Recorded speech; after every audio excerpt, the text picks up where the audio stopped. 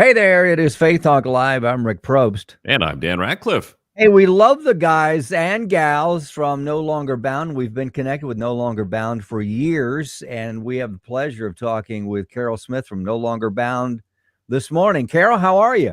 I'm good. How are you? Oh, well, it's good to see you. Yeah.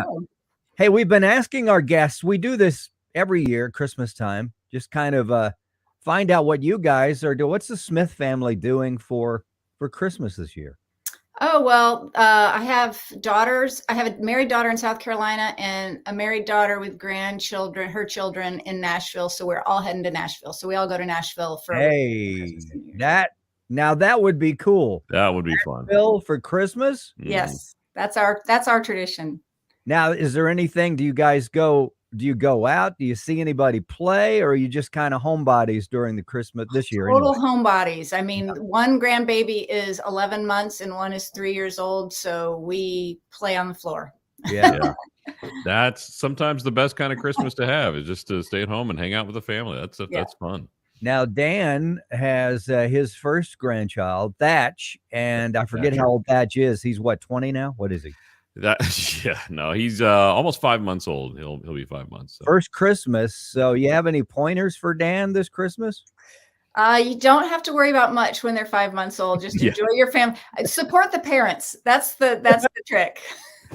You said that right, Carol. That's for sure. Let the parents go on a date. That's what they need. Hey, there you go. Yeah. For sure. Yeah, I bet Kathy would be up for that. Carol Smith with us from No Longer Bound, rescuing addicts, regenerating men, and reconciling families. Carol, we talked about your Christmas with your family there. What's Christmas look like at No Longer Bound? And let's talk a little bit about what's going on. I know we've talked to No Longer Bound over the years and constantly in a state of growth because of the need, right? Yes. More beds, more places. That kind of thing. So where shall we go this morning? Well, we're a 1-year residential treatment program for men in addiction. And so men come and live and work on our campus for 1 full year. We're super unique in the treatment space because most residential programs are 30 days or less. And most Christ-centered faith-based programs aren't state licensed with clinical services. And so we're all 4 of those things. We're residential for 1 full year. We have clinical services and we have a Christ-centered curriculum.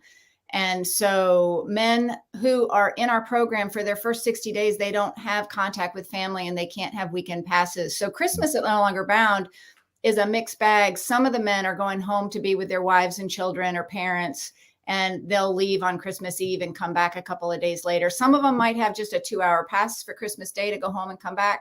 And then we'll probably have about 15 men that are less than 60 days with us, and they will stay on campus and they'll be glad to be together and to be sober.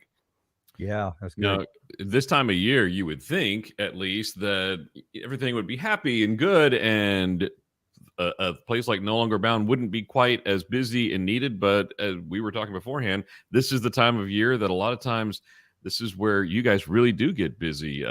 Why is that this time of year specifically? I mean, I think the cold temperatures. So people we serve all ages of men 18 plus, and we have a big variety of men who are in our program. We have young men who have maybe not had a lot of professional experience, but we also have older men who have had careers and their just addiction has sidelined them. But nonetheless, the living transition that can happen at the tail end of hitting rock bottom can cause the cold to make people say, I'm ready for help. But also just if you think about your own family brings stress. And so, you've got Thanksgiving, you've got Christmas coming up. You probably don't have money to buy presents. You're probably using more. And so just the holidays bring more phone calls. And so we always get more calls from like December through February. Carol Smith with us from No Longer Bound. NoLongerBound.com is a great place to go to. I think it was this week or last week. I can't remember, but I was watching television. It was Today's Show. They were talking about fentanyl and how, we hear about fentanyl here and there, but there seems to be a barrage of fentanyl out there, and they're warning parents and family members and friends about it because it's deadly. Yes. Not only addicting, it's deadly.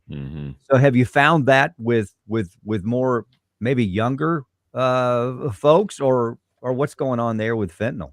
It's not age specific. Yeah. So the change is that fentanyl is being street drugs are being laced with fentanyl.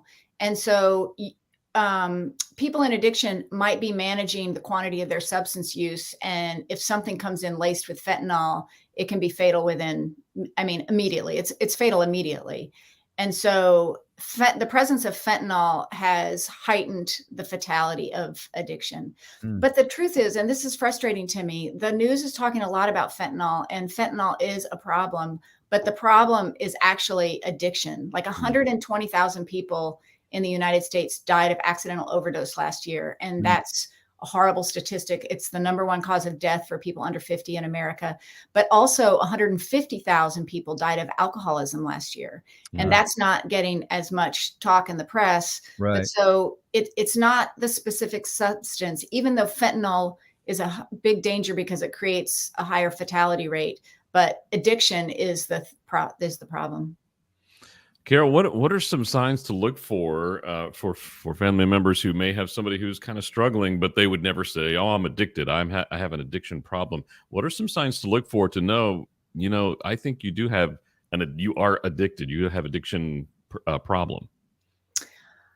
I want to say, as the mom of a person in recovery, my son was in addiction for 11 years, and he would say that he became an addict the very first time he tried alcohol when he was 17. Wow.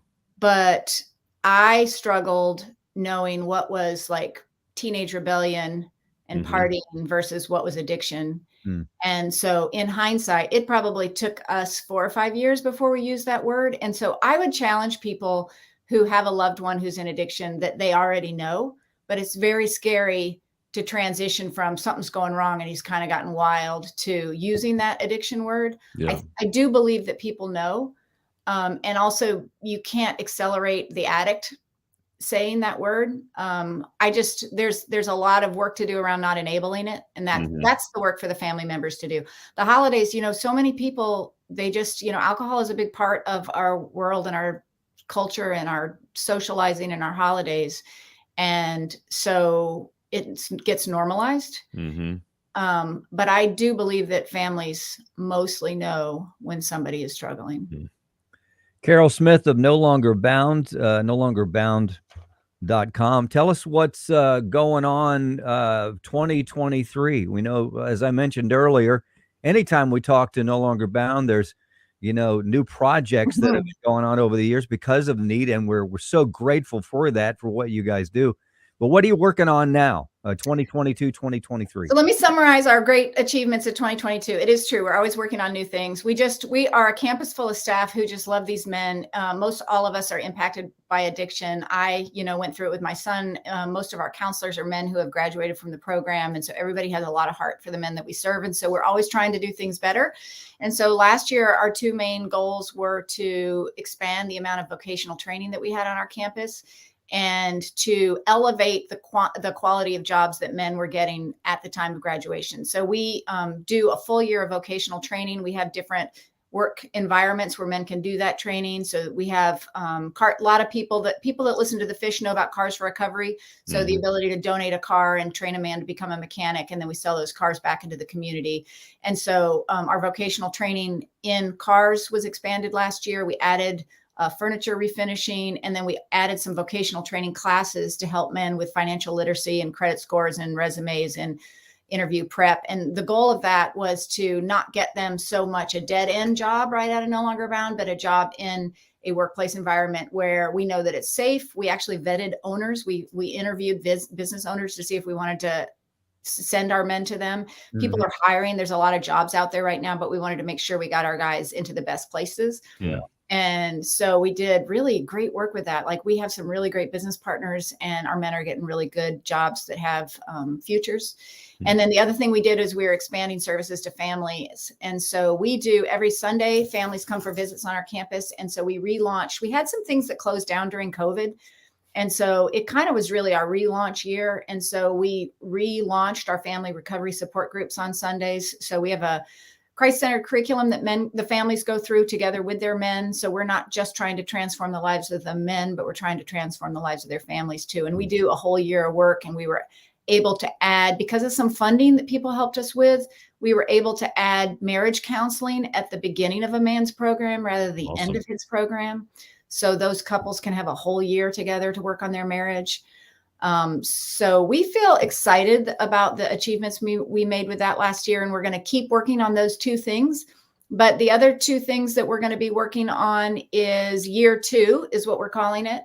And so men graduate after being with us for a full year, but that next year, when you're not in our program anymore and on our campus anymore, is the time when they're vulnerable. And so we're going to really look at what does support look like for them in that second year. And that might be extending services. It might be supporting our alumni network. We're actually going to start a capital campaign to raise money to build a transition house. That'll happen later in 2023. And then the other thing we're doing is we're funded. 50% of our funding we generate ourselves. So we have thrift stores in the community in Woodstock and Dawsonville, and we are just moving our coming thrift store to a bigger location in Johns Creek. So in early January, we're opening a new thrift store in Johns Creek. And when people donate or shop at our thrift stores, it funds our program. So we're really excited about that. And that's going to it's a 20,000 square foot. It's going to be beautiful. Wow. So that's going to take a lot of energy next year too. Yeah. All right. I'm there. Tell me when it's open. I'll be there. NoLongerBound.org. Carol Smith. Carol, bless you. Thank you for what you and your team do and have done and continue to do to help those men. We'd love to talk to you in 2023, catch up with you. Have a great Christmas, you and your family. NoLongerBound.com is a great place to go to. Let's take a break. We'll be right back. I'm Rick Probst. And I'm Dan Ratcliffe. This is Faith Talk Live.